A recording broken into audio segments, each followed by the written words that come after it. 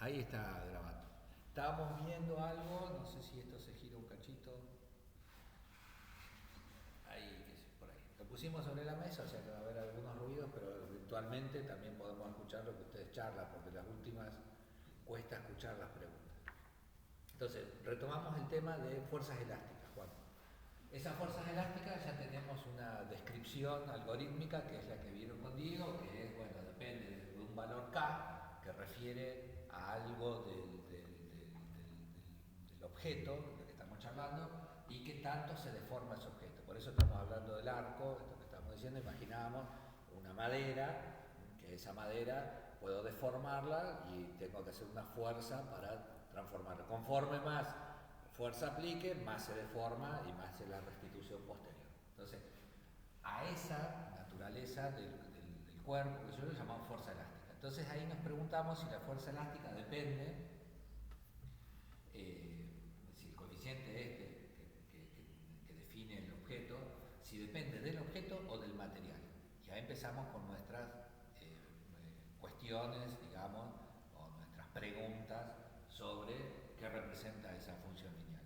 Entonces, el coeficiente elástico depende del material o de cómo está construido el objeto. Y entonces ahí se nos ocurrió imaginar un arco corto o un arco con la misma madera pero más largo, ¿no? Como en el segundo caso, puedo cargarle más fuerza y puedo, no sé ahí, ahora que lo estoy pensando.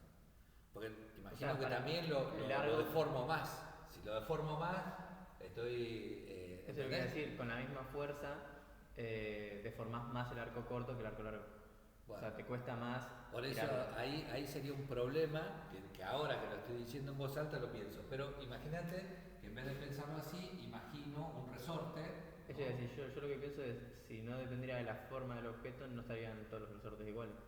Bueno, exactamente. Entonces, puedo tener acá, quise hacer dos resortes que me salen igual y no, te imaginas que no me salen dos letras igual en un resorte.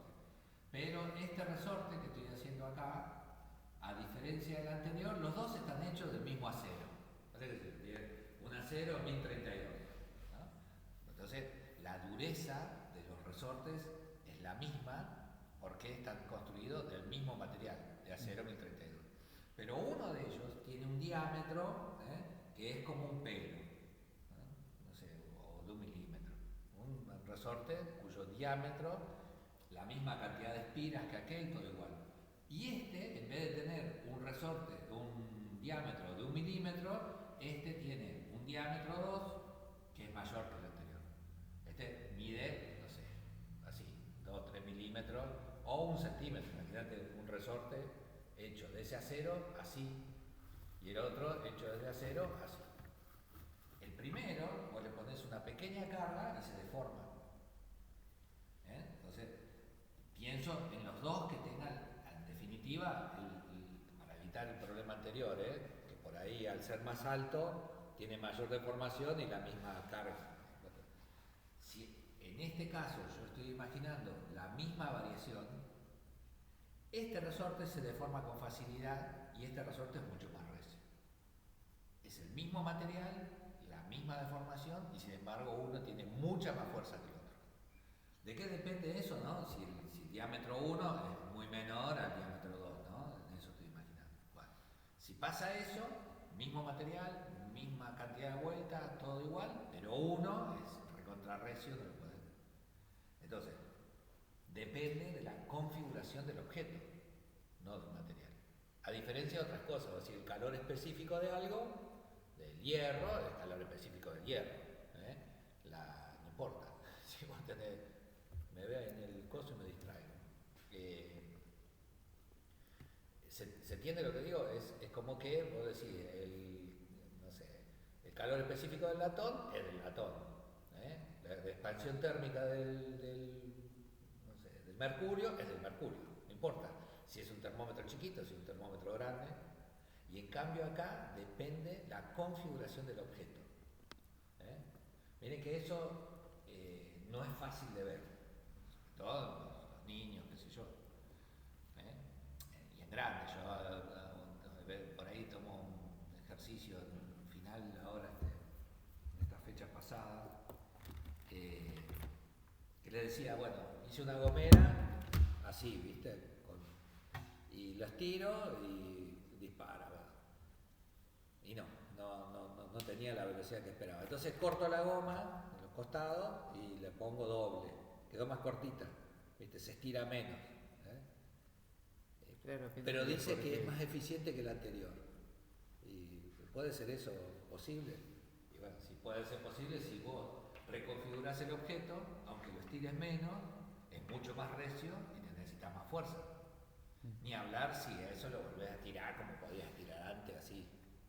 ¿Se entiende? Entonces, importante de ver que esta función que nosotros estamos pensando tiene que ver en principio con la estructura del objeto que estamos chusmeando. Más allá que los dos tengan la misma descripción en términos, ¿cómo se dice? Microscópicos. Entonces vos decís, bueno, ¿cuál es la estructura de este material? Bueno, la estructura de este material tiene tantos hierro y un carbono cada tanto. Bueno, los dos es la misma estructura. Bueno, primera cuestión entonces de la fuerza elástica. Esa constante se mide. También les había dicho la otra vez sobre las fuerzas de fricción y les dije que me hagan acordar. Porque antes de terminar la clase les mandé lo que pasa es que lo dije en dos instancias. Una fue presencial, les decía, el coeficiente de fricción es empírico. Y le dije, después se lo voy a mostrar y nunca lo hice. Y después les mandé un WhatsApp con algo, con la clase, qué sé yo, le dije, después háganme acordar de que eso es empírico. Bueno, en ambos casos, acá hago una digresión y ventanita, traten de no hacer eso porque se vuelve un descontrol. En ambos casos se determina empíricamente. En este que se hace, lo estirás, le pones una carga conocida, a esto le pones una carga conocida y te fijas qué tanto se deforma. Y con eso se hace un gráfico en el cual vos vas viendo cuánto se deforma y cuál es la fuerza que tiene. De este lado va a tener como la fuerza elástica y de este lado estás viendo cuánto se deforma el objeto. ¿Está bien? Vas viendo cuánto se deforma y cuál es la respuesta a la fuerza elástica. Entonces empezás a tener una relación entre estas dos cosas. A esto se le llama, o lo pueden encontrar como ley de Hooke. Así. Ley de Hooke. Que establece aquello casualmente. Y que la modificación, digamos, entre la pendiente, entre la pendiente de esa recta, es ese valor empírico del objeto que vos estás chusmeando. Bueno. En el modelo de la ley de Hooke, que insisto, tiene una primera parte lineal, tiene una primera parte que es lineal, esto que estamos diciendo, aquella ecuación. A ese periodo, a ese comportamiento del material, se lo llama periodo elástico. Tiene una respuesta lineal. Vos lo tirás más, mayor es la fuerza. Tirás más, mayor es la fuerza. Y así.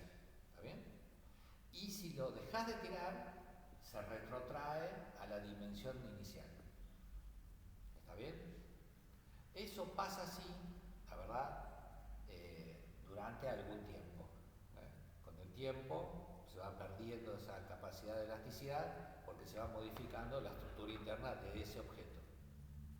Hay una cosa que se llama fatiga de materiales, que son como corrimientos de la estructura cristalina, que se van a ir dando por cada vez que vos lo estirás. Entonces cada vez el resorte va a tener una respuesta diferente. Pero, por supuesto, vos podés calcular un resorte para que tenga el mismo comportamiento, con muy bajas variaciones, a lo largo de la vida útil que vos calculás el objeto. Entonces, por ejemplo, podés hacer 7.700.000 resortes para las válvulas de los motores del Ford, ¿no? Tal motor. Entonces construís 7.000 resortes con una cantidad de espiras determinada, un espesor determinado y un acero determinado.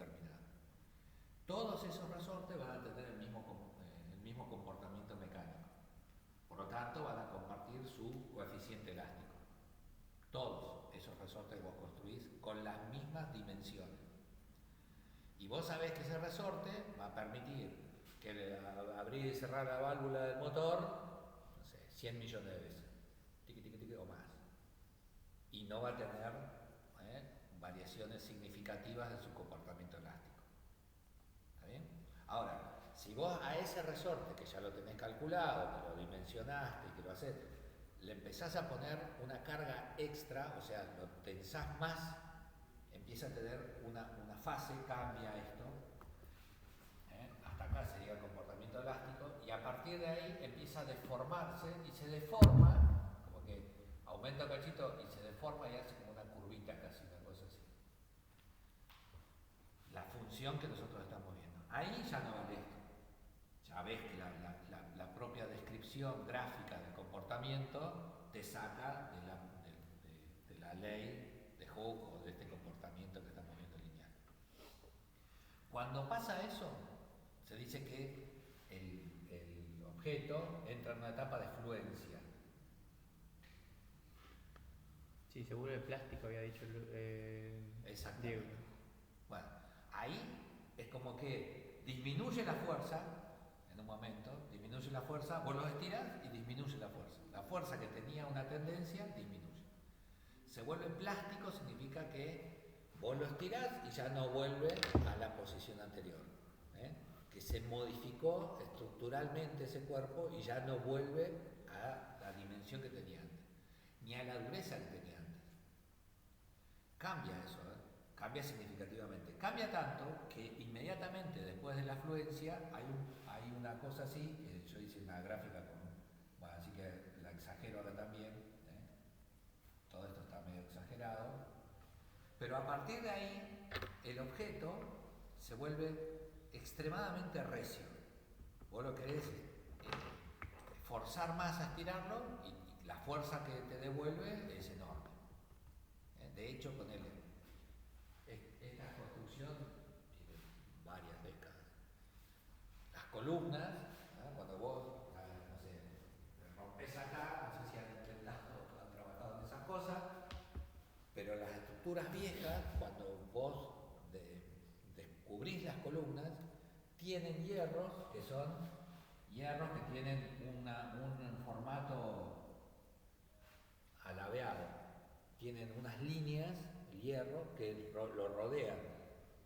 Entonces, antes, para poder tener un material muy recio que soporte cargas sin deformarse, si bueno, poner la columna, la mueve y no soporta las cargas y es armar, imagínate, con elásticos la columna. Entonces vos necesitas que tenga cierta rigidez. Y esa rigidez se la podés dar interviniendo el hierro y transformándolo en acero. Esa tecnología es una tecnología que en Argentina se desarrolló, digamos, durante muchos años, pero que para recién la década del 70 te diría que tenía cierto control para la producción metalúrgica. Fue un paso importante acá en San Nicolás y Villa Constitución, un paso importantísimo en el desarrollo industrial de la Argentina. Que vos no dependas de otro para el acero. Y de hecho fuimos proveedores de toda Latinoamérica hasta Menem. Entonces, antes, para que el material sea más recio, agarraban una barra de hierro y la extrusaban, la tensás, y para aumentar esa cuestión, la torsionás. Entonces, esto era como una aleta que iba rodeando al hierro por torsión. Y vos lo que tenías ahora era un hierro cuya estructura había sido modificada mecánicamente. Entraba dentro de este periodo. ¿Entendés?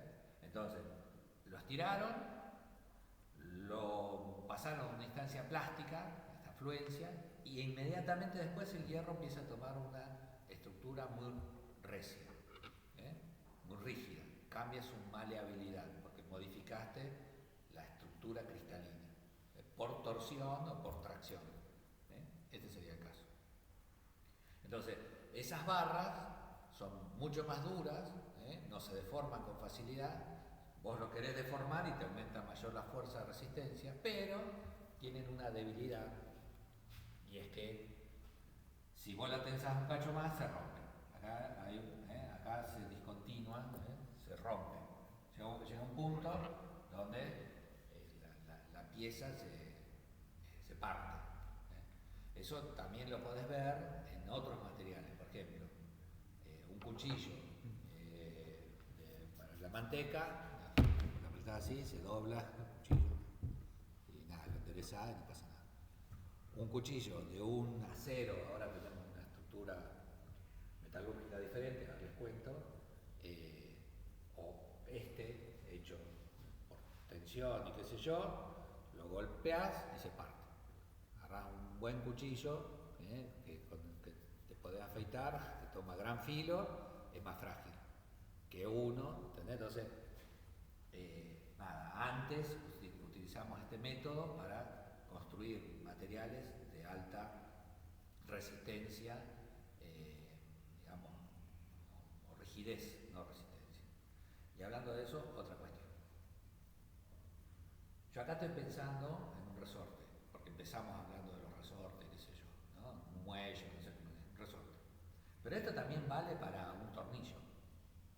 El tornillo de la rueda del auto. Entonces, el tornillo de la rueda del auto, vos cuando lo ajustás, tendés no sé, aumentar la tensión entre las dos superficies, las dos superficies que querés hermanar, ¿no? Aumenta la tensión con el tornillo que hace las veces de unión entre esos dos. Pero el tornillo, para sostener eso, se estira. Lo aflojás y vuelve a su estado anterior. Ahora, si vos lo ajustás mucho, por ejemplo, en la rueda de un auto, qué sé yo, le pones una llave cruz, le pones una pata de un lado, un caño del otro, ¿viste? Y le da masa. Si haces eso, eventualmente el tornillo es como que ahí ajustó un cachito más. No ajustó un cachito más. Se aflojó. ¿Por qué se aflojó? Porque ya pasó el periodo elástico y se estiró el tornillo. Uno no se da cuenta, pero el tornillo, que tenía una estructura cilíndrica, si hacemos un corte transversal, vertical, te queda como un rectángulo. Ahora si lo haces, se estiró. Cuanto más largo es el tornillo, más clara es esa curva en el medio. El hilo se corta por lo más fino, en efecto. Mientras más largo es, se afina en una parte, disminuye el diámetro. ¿Por qué? Porque está en periodo de fluencia. ¿Está bien? A ese tornillo, si lo seguís ajustando, se parte, entra en la ruptura. Se vuelve más recio y se parte. Se parte porque vos lo seguís dando, o se parte porque la misma carga de la vibración de la rueda lo parte. O sea que eso o cualquier otra cosa. Te digo lo de la rueda porque eventualmente se te sale la rueda. ¿Tiene periodo de fluencia la madera, por ejemplo? Me diste en el ojo ahí. Me diste en el ojo porque es una estructura muy particular la madera. Porque la madera tiene un comportamiento diferente longitudinal que transversal. No sé, vos vas a echar una madera, un palo, y le buscas la veta para que cuando pegue con el hacha se separe. En cambio, si vos a la misma madera, el mismo rollizo, no sé, el mismo tocho, lo pones lateral y le das con el hacha, seguro que no se parte. Entonces el comportamiento mecánico depende de la estructura de la madera. Y eso a su vez depende del árbol. Claro, por eso yo estaba pensando en el ejemplo que vimos de los arcos. Claro, por eso mismo yo le preguntaba qué madera usaba. Claro. Si tiene un nudo el arco No sirve. Si tiene un nudo se parte, porque ahí es una disrupción de esa estructura que sería bien como tubitos, un tubo al lado del otro, que le da cierta característica de rigidez lateral. Claro, yo lo que veo es ese periodo. Sí, la fluencia, la fluencia sí, esto que se mismo vuelve- que estoy pensando. Porque es más instantáneo el cambio de elástico a la ruptura. O sea, no se aprecia ese momento de fluencia y de mayor. Sí, se deforma permanentemente. No, yo ahí, no sé, tengo dos cosas que me están ocurriendo. una vez en un laboratorio de ensayo de materiales teníamos una máquina que medía la función, ¿no? Entonces, la máquina consta de dos mordazas y un sistema de tracción que separa las mordazas una de otra. Entonces, en la mordaza vos le ponías un alambre y cuando empieza a tirar se clava la mordaza en el alambre y lo mismo del otro arriba. Entonces, básicamente es un mecanismo que tira así y la tensión que genera va proyectando en una pantalla el comportamiento de eso. Y vos ves esta función que te digo, así, recontra clarita. Bueno, entonces, estábamos ensayando materiales, ¿pero? Porque en realidad estábamos explorando la máquina. Dos crotos, un ingeniero y yo y otro más, estábamos mirando la máquina. Entonces, che, bueno, agarramos un alambre, le mandamos un alambre. Che, si le mandamos un alambre de cobre, bueno, mandamos un alambre de cobre. Tengo este cable, ¿viste? Le mandamos un cable, si total, le mandamos el cable. Le mandamos el cable y la ecuación nada que ver. Y lo que pasaba era que antes de apretar el alambre, digamos, antes de que se presione el alambre, empezaba a traccionar del forro del cable, digamos, ¿no? Entonces, el plástico se estiraba y parecía que ya estaba en fluencia, ¿entendés? Hasta que después la mordaza generaba la suficiente presión para traccionar del alambre, entonces la curva era rara. Y ahí dijimos, che, loco, vamos a probar con otras cosas, ¿no? Probé con madera, probamos con otros materiales, gomas, qué sé yo, ¿viste? Para ver qué pasaba, y nada que ver el comportamiento de la goma, que uno lo describiría así también, de la misma manera, porque de hecho vos podés hacer el experimento, que es un experimento común para enseñarle a los chicos esto que decimos, de agarrar una batita elástica, un clip y le empezás a colgar el saquito, no sé, con arena, ¿entendés? O pesitas de pesca o monedas, ¿entendés? Cualquier cosa que vos le pongas, que sabés el peso conocido. Ustedes ni saben lo que es una moneda, pero antes había unos elementos que se utilizaban para el cambio comercial y esos elementos están fabricados con una dimensión y peso. Las monedas, vos agarrás cualquier moneda de un mango, de lo que existía antes que decía, y todos pesan una cantidad determinada. Entonces vos podés usar varias monedas, cada una pesa 2,3 gramos, bueno, agarrás y vas poniendo y sabés cuál es la carga que le pones. Entonces, al revés, haces una expresión de cuál es la carga y cuánto se estira, y bueno, nada, bueno. Entonces, es una experiencia fácil de hacer en el laboratorio y lo haces con una gomita. Y resulta que cuando vos lo pones en la máquina a medirlo de verdad, la gomita tiene un comportamiento diferente a un metálico. Y no agarré ninguna madera para probar eso. Así que no tengo respuesta. Sí, esto otro que te digo, la madera tiene un comportamiento anómalo, digamos, porque depende de esa estructura que te digo, de cómo son el xilema, digamos, ¿no? Cómo está estructurado. Claro, en ese ejemplo Estructura orgánica. va a ser diferente también la forma en la que se escribe la madera vertical que si la estirada Sí. de forma horizontal. Nuestros huesos tienen el mismo comportamiento, depende, verticalmente tiene un comportamiento y lateral otro. Entonces, bueno, esa máquina me hace acordar a la cama esta de tortura que estiraban a los cuerpos. Sería como una cama de tortura que te agarra dos partes, digamos, sí. traccionada. Jugué un tiempo con eso. Pero bueno, nada, era una máquina en un laboratorio de ensayo de materiales de hormigón. Y de todas formas la máquina no traccionaba, ponerle hasta, no sé, un alambre de 2 milímetros. Y no probamos con todos los alambres, porque, por ejemplo, no sé, en el campo, puedo decir, bueno, le pongo un alambre de Faro, de San Martín, y por eso son entonces diferentes. tenés el alambre San Martín o el alambre, estos otros que tienen rodeo, no sé cómo le llaman, tienen inclusive formas diferentes. Si vos lo cortás, el alambre dulce, digamos, el alambre que uno dice, el dulce se refiere a que se deforma con facilidad, muy maleable, ¿no? Que es el con el que hace la atadura, las varillas, las ataduras esas, Bueno, ese alambre, si vos lo cortás, tiene una sección circular, ¿viste? Y el alambre que vos ponés, que define el límite, soporta un pechazo de un caballo. Pechazo de un caballo, ese alambre. Y ese alambre, si lo cortás, tiene estructura ovalada. Y no lo cortás con la tenaza.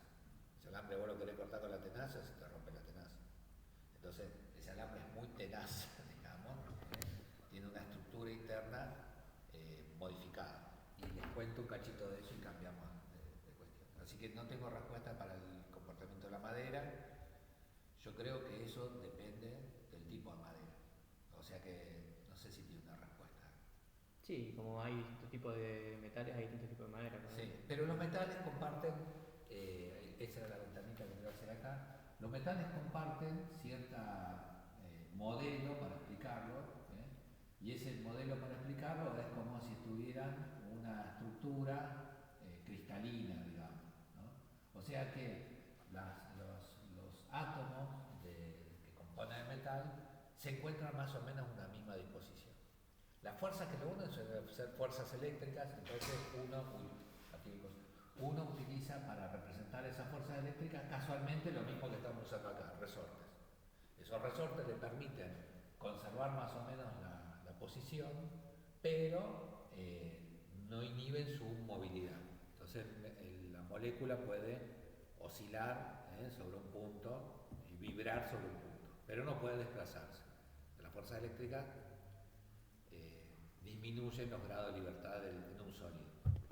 Ahora, cuando yo imagino un hierro común, un hierro dulce, lo que tengo es una estructura cristalina como en capas. Esto en un momento de la clase pasada, no, de la anterior, les decía que las capas estas definen algo acá que sería como el límite de granos. Les decía que Víctor había trabajado con sílice. Bueno, entonces, el cuerpo, digamos, macroscópico es perfecto, termina acá.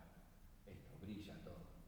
El cuerpo microscópico nunca termina ahí, tiene como átomos que están un poco más allá o más acá. Pero un modelo, estos son cómo yo puedo construir cosas que no existen, que lo uso para esto. De hecho, eso muchas veces se hacen en cama de burbujas de Briggs, creo que se llama la cama de burbujas de Briggs. Una cosa así. Bueno, un trabajo que simula el comportamiento de los átomos con microburbujas. Entonces, esas burbujas están, ¿cómo se dice? O esa burbuja, perdón, esos átomos están organizados así, y esa sería la representación de un átomo, por ejemplo, de hierro. Si yo a este átomo lo tracciono lateralmente, con un par, lo agarro y tracciono de acá para allá, que yo lo dejo soldado y lo empujo, bueno, acá se produce un desplazamiento entre esas capas de átomos. Es muy fácil desplazarlo. Mirá, es tan fácil desplazarlo, y ahora uso ese modelo. ¿Por qué escribe el lápiz en la hoja? Porque queda el carbono sobre el papel. Entonces, mira, tenés una estructura que es un carbón, digamos, que tiene esa estructura de carbono, uno diría que son, no sé, así, ¿cómo se dice? Hexágono, no me sale, ¿cómo sería un hexágono? 1, 2, 3, 1, 2, 3 ahí, 1, 2, 3 ahí, ¿no? Estructuras hexagonales, ese comportamiento de la estructura de carbono, así, y sin embargo, esa estructura tiene lazos muy fuertes con el hexágono al lado, pero con el de arriba casi no tiene fuerzas eléctricas. Entonces es muy fácil desplazarlo, tanto que vos lo apoyás en la hoja, le haces una fuerza lateral y van quedando los pedazos de carbono sobre la hoja. ¿Está? Esto que le digo es un modelo de átomos que tienen algunas fuerzas entre sí, pero que no evitan ese desplazamiento lateral. La consecuencia es que en esos disloques, se llama así, se producen alteraciones de esa estructura, y yo les decía, vos podés, ¿cómo se dice? Generar una dureza del material a partir de traccionarlo, tensarlo y qué sé yo. Cuando vos lo traccionás y lo rotás y qué sé yo, vas generando internamente una serie de disloques. Cada uno de esos disloques opera como en una tabla. Si yo tengo varias tablas, sería el caso, o las hojas, tengo varias hojas así, que puedo correrla una sobre otra. Imagínate que tenés $100.000 y los vas tirando así. Tengan pobres. Entonces, vos podés correr una hoja sobre la otra con facilidad. Ahora, si a la hoja esa vos le pones un perno, que es esto, pones un perno, le pones unos pares de clavos, no se corre más. Si a las maderas, a esta estructura que tenés acá, tiene capas y esas capas están adheridas una sobre otra, no se corre más y lo que tenés es una estructura rígida. Entonces, acá vos podés desplazarlo, torcerlo y cada uno de esos disloques va a operar como un perno que evita que se sigan desplazando. Entonces, este es un modelo que explica la maleabilidad del metal, que vos podés agarrar un alambre y doblarlo fácilmente, y la dureza del mismo metal. Por ejemplo, agarrás un pedacito de alambre negro, y ese alambre negro lo querés cortar. Probá con el diente, no funciona. No tenés pinza, diente. Entonces, como lo querés cortar y no querés ir a buscar la pinza, le empezás a dar, lo movés. Movés. ¿Cortaron un alambre así? Sí. Calienta, en principio. Como calienta en principio, te empieza a quemar el dedito. Si vos corres la mano y empezás de nuevo, donde antes se doblaba, no se dobla más. Por la Virgencita de Cacupe, va y se fija y lo hacen, porque la otra vez iban a medir lo del chorro de agua y no lo hicieron. Bueno. Yo estoy trabajando en algo, no es con el chorro, sino con la gota para la física como ciencia. Quiero controlar la cantidad de gotas por minuto, depende de la altura. ¿Depende de la altura? Depende también de la presión, del agujerito que le haga. Bueno, ahí tenemos varias cosas para pensar. Sí. Bueno. Pero bueno, yo lo pensé. Ahora agarran un alambre y lo tratan de cortar así. Si vos detenés eso, en el lugar donde habías aumentado la energía interna y permitiste que se produzcan una serie de disloques, mientras vos lo sostenés sigue teniendo una movilidad, esa estructura indefinida. Pero cuando vos lo dejás de hacer, se enfría y se transforma en una parte recia. ¿No es el principio del acero templado? Claro, yo estaba pensando en eso, se templa el acero ahí. Sí, Se pero tiene calienta. otro tema el acero, que ahora lo charlamos. Esto es hierro en los dos casos. Hierro, que vos modificaste la estructura interna y le cambiaste las propiedades mecánicas porque cambiaste la estructura interna. Pero en ambos casos es hierro. Sí. Ahora, igual que en este caso también es carbón. Claro, Guarda ambos. esto que estamos pensando es un trabajo de premio Nobel del siglo XXI, digamos. De los primeros trabajos que hay ahora, no me acuerdo el nombre del ruso, un científico ruso que vive en Inglaterra, que logró separar una sola capa de carbono. Entonces esa sola capa de carbono es como una sábana, que es gigante para donde la mires, la escala nanométrica, es gigante para donde la mires, pero tiene de alto un solo átomo. Una locura. ¿Y sabes qué piensa el chabón? Más que eso, no me acuerdo el nombre del específico, ni del ruso ni del material. Pero se le ocurre lo siguiente al chabón, dice, esto así es indestructible, ¿viste? No lo podés romper. Entonces dice, si esto lo puedo torcer, voy a tener un nanotubo que es extremadamente recio o flexible, tiene todas las propiedades mecánicas que te imagines. Si uno pudiera hacer, ¿no?, en una escala de mente, ¿no?, primero separarlo así, después hacer nanotubos, y con esos nanotubos haces una trenza de 8, indestructible. Traccionás con eso una locomotora y tiene el espesor de, no sé, un pelo, sí, menos. 100 partes del pelo. ¿Entendés?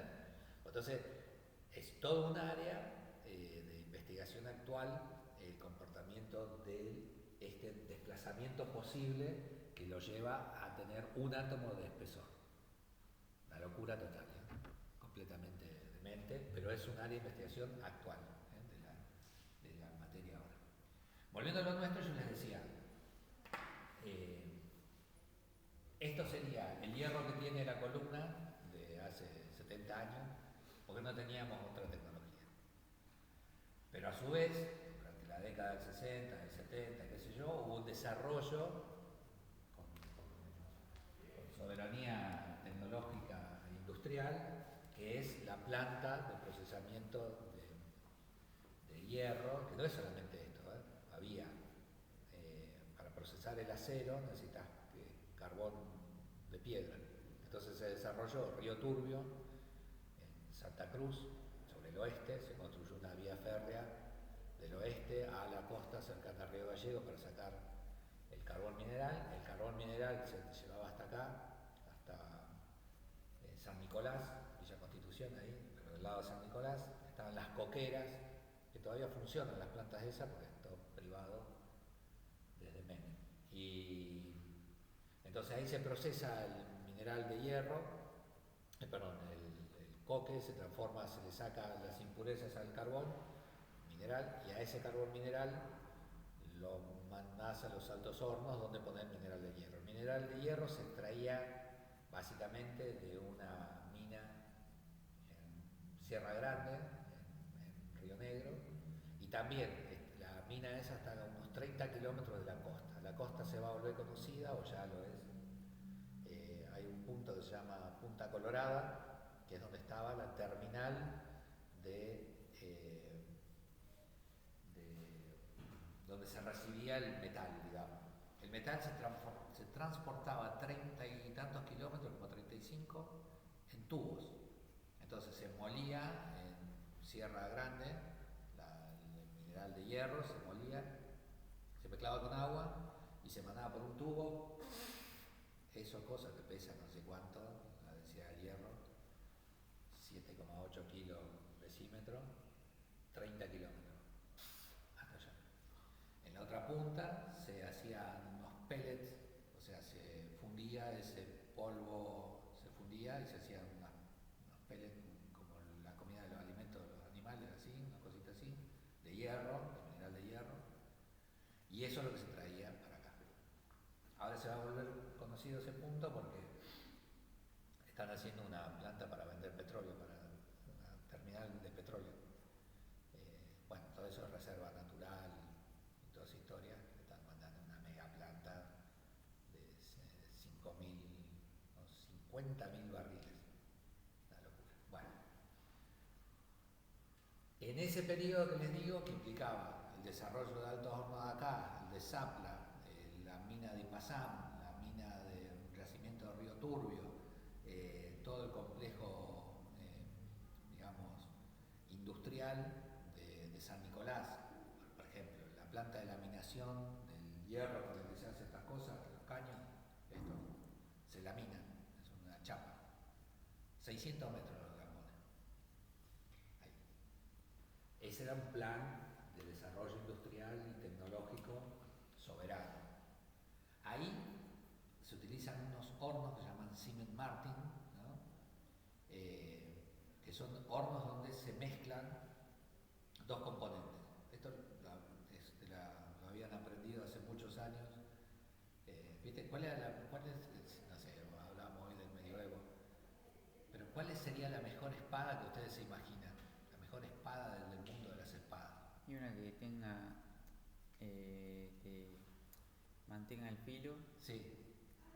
que se logre flexionar, que conserve su forma, que se logre flexionar sin que se quiebre y... Perfecto, Juan.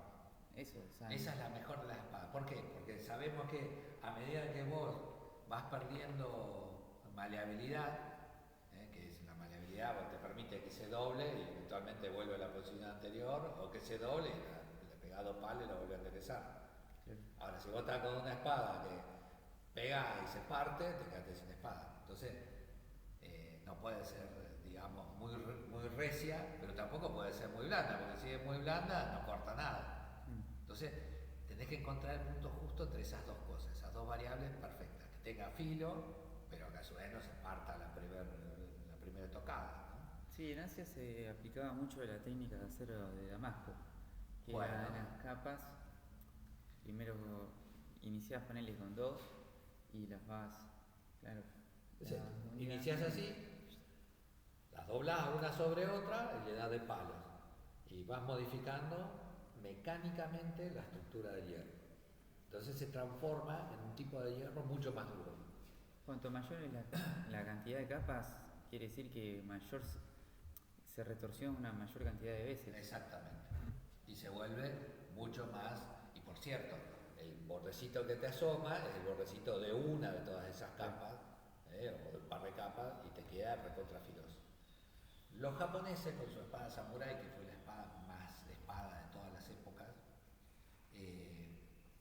para fundir el hierro utilizaban mineral de hierro, que lo ponían en unos hornos, esos hornos le iban agregando por debajo madera y esa era su fuente de calor.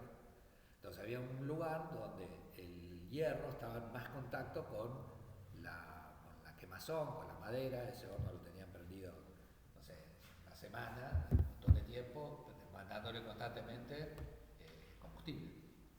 Entonces tenían como dos tipos de hierro como resultado de eso. Uno era más oscuro y otro era más grisáceo. Uno era más blando y el otro era extremadamente duro. Entonces, ¿qué hicieron? Un sanguchito.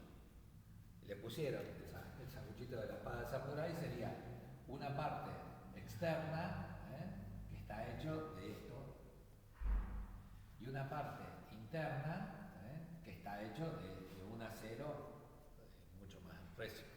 En ese caso no era por estiramiento, sino por la composición. Esos serían los primeros aceros.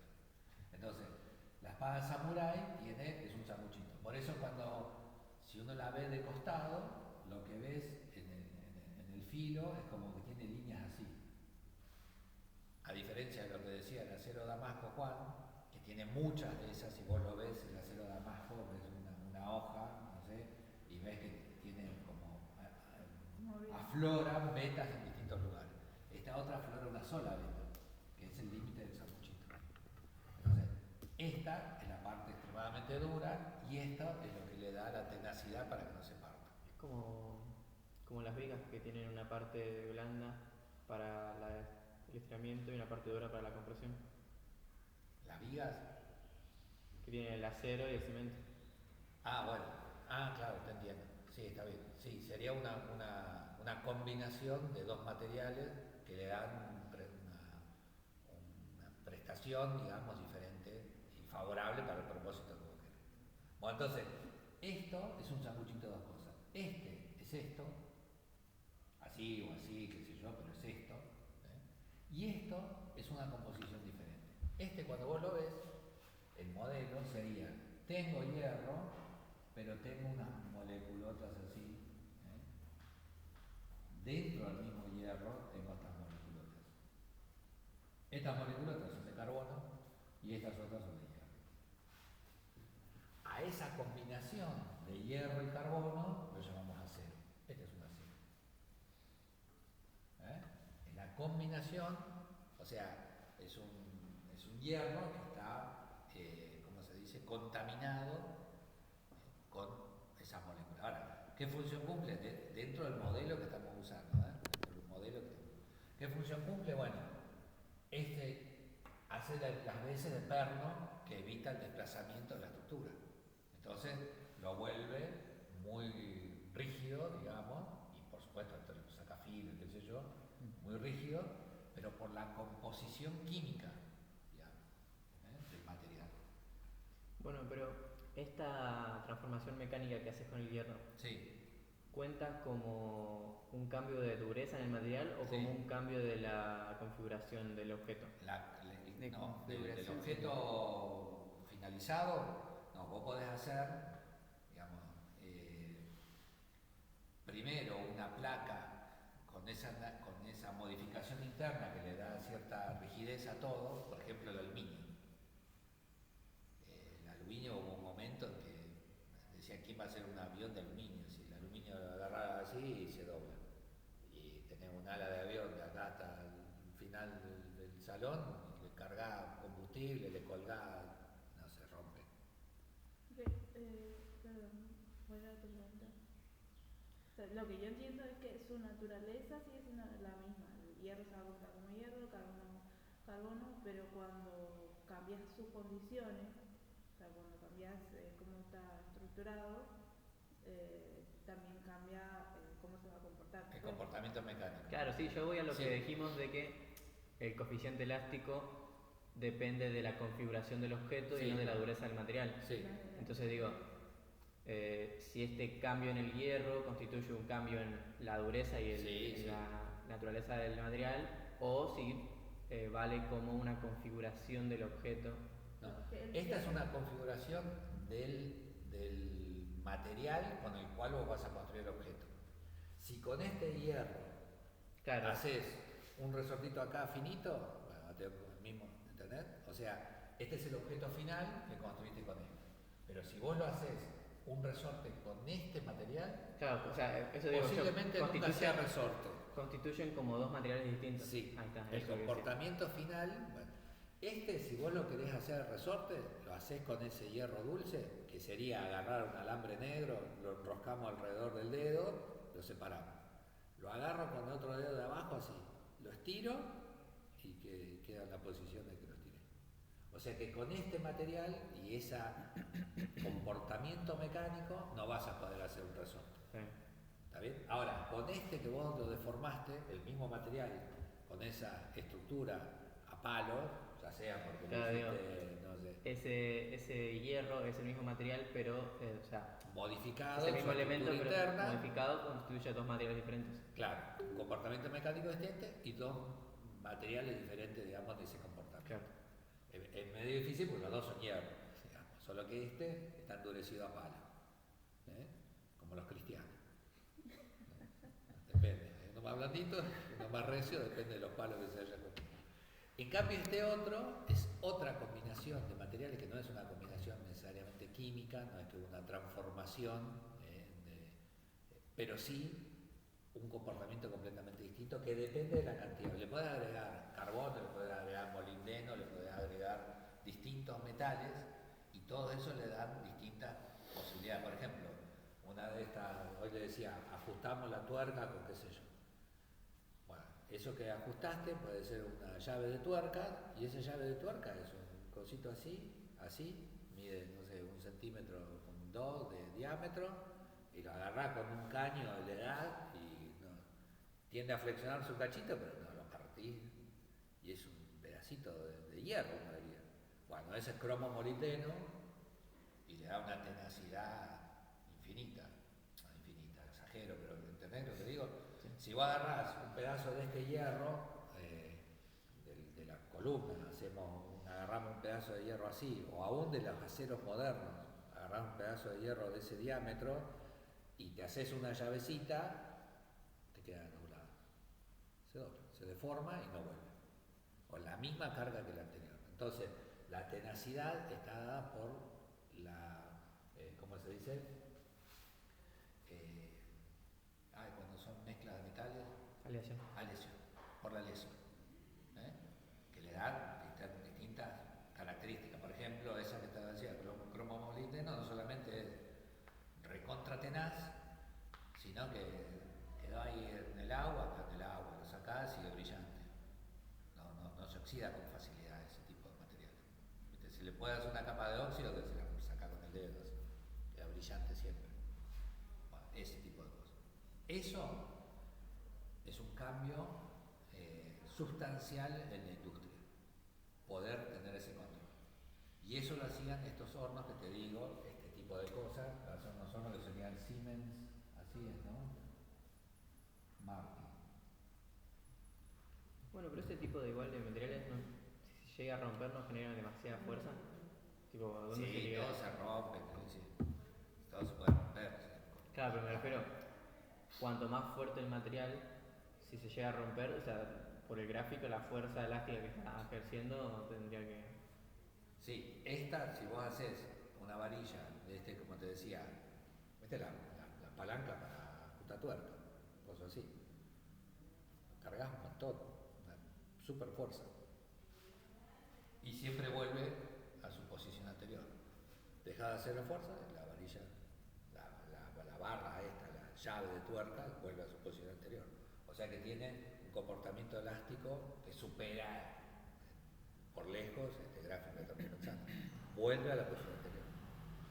O los resortes, no sé, hacer un resorte para un vagón de ferrocarril, un resorte de un diámetro así, cosos así y así. Pero ¿cuántas veces salta el tren arriba de esos resortes? Millones de veces. Y no se deforma, siempre vuelven a la posición anterior. Bueno, eso es el dimensionamiento mecánico más el tipo de material. Vos el resorte ese lo haces con este tipo de acero. Y esos aceros, te digo que es un desarrollo tecnológico, porque vos tenés que controlar la cantidad de carbono que le das. Pues si te zarpás el carbono se vuelve muy duro y salta 3 veces y se parte el resorte. Claro. Pero siempre tiene que pasar de lo elástico. Sí.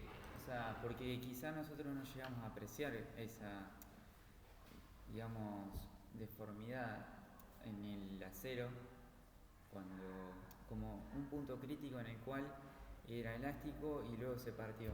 Sí, porque esto es lo que no tiene, no es muy notable, no es muy notorio. Claro. Vamos, Pero siempre ocurre. Claro, eso es lo que iba con la madera también. O sea, ese estado de fluencia es inapreciable. A eso no lo ensayé. Lo otro sí, por ejemplo, los tornillos tienen un número en la parte de la cabeza del tornillo, tiene un número. 8, 8.0, 8.8, ¿viste? 7. Y eso tiene que ver con el comportamiento en la fluencia. O sea, hay algunos que esa fluencia es muy limitada y se parte. Vos lo estirás y te pasás de carga y se parte. Y eso tiene que ver con la estructura interna, esos son aceros en general. Claro, pero entonces el coeficiente elástico depende de ambos, depende del material y depende de la composición del objeto.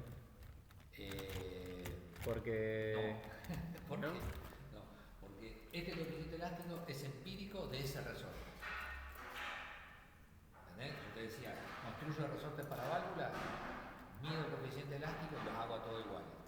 Y calculo con ese coeficiente elástico para esos resortes. Claro, yo lo que voy es, en este modelo que hicimos de los resortes que son mismo material, misma composición, diferente, o sea, diferente diámetro, sí. diferente dimensión. Si yo hago dos resortes de las mismas dimensiones, misma configuración, pero de diferente material, Claro, sí. A eso es a lo que voy, o sea, sí, depende. Es una trampita. Depende de ambos. Uno lo hago de aluminio, el otro lo hago de acero, claro, sí. Sí, tiene que ser, como yo decía, mismo material. Mismo material. Claro, yo porque forma, con esto que dijimos de no depende de la dureza del material, sino de la configuración del objeto, sí. Me quedó como eso, esa duda de, pero tiene una dependencia cierta al material también. Sí. Cuando arrancamos decíamos esta madera o tal para el arco. Sí, en eso sí, porque cada uno de los materiales tiene una prestación diferente para lo que vos querés hacer. Okay. Y un costo, ese es otro tema, acá estamos hablando, vos vas a elegir lo que te dé, lo que más se aproxime a lo que vos necesitas. Claro, habíamos dicho en la primera clase, creo, lo del ejemplo de la bicicleta de tungsteno no sé cuánto, que es impecable, pero te cuesta. No lo podemos hacer. Entonces, esta ecuación en el diseño la usan las fábricas un montón. Y por eso mismo hay veces que los tipos saben que se va a romper. Hicieron, qué sé yo, una cremallera de un vehículo. Y lo eligieron, calcularon la dimensión que tiene que tener. O sea, el ancho de los dientes, la profundidad, una cremallera. Se supone que con eso vos movés la rueda para un lado y para el otro. Una resistencia hidráulica, calcularon todo.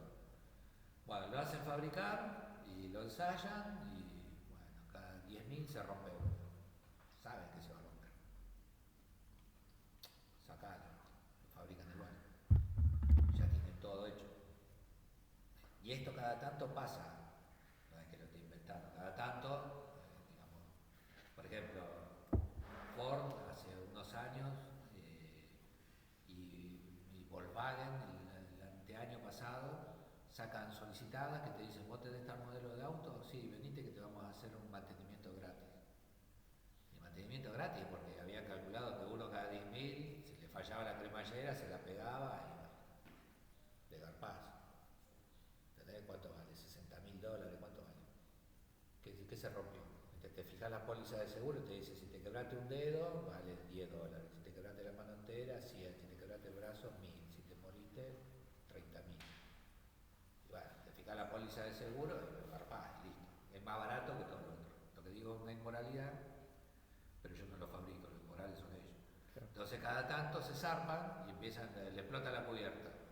O se prende fuego la camioneta. Y ya sabían que se prendía fuego. Se le prendió fuego 1 o 2, lo ensayaron y ven que tiene un problema eléctrico al lado del tanque de nafta, que también tiene una bomba eléctrica. Y se prende un fuego. Bueno, entonces depende, se prende en fuego 10, la llamás y te vamos a hacer una atención y te dan una botella de champán, te hacen un servicio mecánico y te vas. Y te evitas los juicios que le podés hacer por tener un vehículo defectuoso de fábrica. U otras cosas, el caso más que yo supe más próximo, un amigo había comprado una computadora en el exterior, una mega computadora en ese momento, capaz que como esto, pero hace 20 y pico de años. Y bueno, un día viene a la casa. Hola, ¿viste? Hola, ¿sos fulano? Sí. ¿Usted tenemos registro que compró una computadora así? Loco, ¿qué onda? ¿Viste? No, te venimos a traer esta computadora. Unas 10.000 mega computadora tuya. ¿Sí? Sí. Pasado mañana venimos a retirar lo anterior.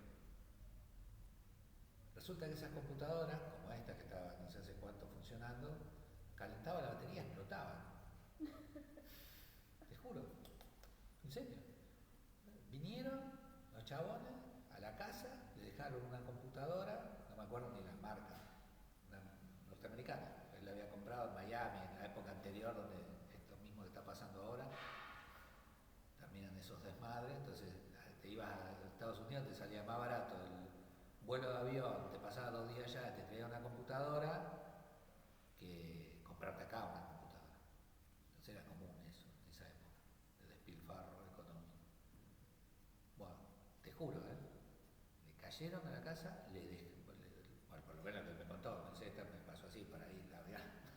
Pegaron un camión, se chorearon la computadora y la estaban vendiendo barata. Lo que me pasó fue que una vez sentí un olor raro en el pañal de mi hija y le escribía a Javi, creo. Sí. Y me pidieron fotos del código, todo eso. Al segundo mes más o menos, después de haber mandado eso, me llegaron 2 paquetotes gigantes de pañal. Bueno, eso también lo he visto, ahora que lo decís. Una gente conocida, que fue un error de la señora de la casa, había utilizando un RAI, digamos, un producto de esos, lo dejó cerca del calefactor. Explotó el coso ese. Pero explotó que tenía persianas de madera o de plástico, qué sé yo, se la había sacado para afuera. Esa es la explosión que hizo. Entonces llaman y se quejan, ¿viste? De que había explotado el coso ese. Bueno, le pagaron todos los gastos como si hubiera tenido un seguro. Vinieron los chavos, que se rompió los vidrios acá, allá, ella quedó medio mal, bueno, que vaya al médico, qué sé yo, le garparon todo, así. O sea que ellos saben, ahí algo pasó en la cadena de producción y saben que tal serie tenía que tener tal compuesto químico y salió mal y lo mandaron igual al mercado. Entonces te quejaste y bueno, te reponen.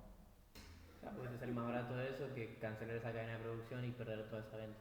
Sí, por eso mismo en estos diseños hay un montón en la industria, cosas que eventualmente no pasa nada. Pasó y no se rompió, porque es aleatorio. Igual, bueno, hay una serie de ¿cómo se dice?, algoritmos matemáticos para calcular esa probabilidad de ocurrencia. Un montón de modelos de Poisson, un montón de modelos para calcular eso. Ellos lo hacen. Además, con la porquería lo hacen. Hacen el ensayo, lo hacen 500 veces y ya saben todo. Bueno, entonces, ley de Hooke, esto que no sé si lo habían charlado o no, comportamiento elástico corresponde genial. El diseño de los objetos define un poco la constante elástica. Esa constante elástica se mide, que no lo dije nunca, pero se mide en la unidad de fuerza por el estiramiento. Entonces uno dice, no sé, 150 newton sobre metro. Newton por metro lo leemos así. Ese valor, que ustedes ya habrán hecho algunos cálculos de esa cuestión. Estos materiales se pueden explicar con, no sé, modelos. Esos modelos, incluimos acá un modelo de Briggs, que es el modelo de burbujas, y esta otra cuestión que son disloques posibles en esa estructura que cambian el comportamiento mecánico del objeto. Y otra cosa es, con diferencia entre el hierro y el acero, es esta otra cuestión, que es agregarle otros componentes. En este caso, no se los dije, lo noté acá, el avance tecnológico es poder controlar la cantidad de carbono que se le agrega. Entonces, en estos hornos, que inclusive funcionan con chatarra, primero se carga el horno, no el alto horno, sino el horno Siemens Martin, se carga con chatarra, con cosas, se agrega a ese sistema, digamos, que puede haber acero, puede tener carbono, se le agrega oxígeno. Entonces, el oxígeno reacciona con el carbono y lo saca. Y lo que te queda es hierro puro, arrabio puro. Hierro que no tiene carbono. Una vez que tenés ese arrabio puro, entonces vos ahora querés un porcentaje particular de cantidad de carbono en ese hierro. Y Pero se lo agregás. puedes manipular la cantidad de carbono dentro del hierro. Primero, se lo eliminas todo y después le agregás una cantidad controlada. Y entonces tenés acero certificados. Acero con distintas durezas en función de la cantidad de impurezas que le pongan. Muy bueno. Vendido. Bueno, suspendemos la grabación porque ya es bastante para nuestra amiga Génesis. Chao, Génesis.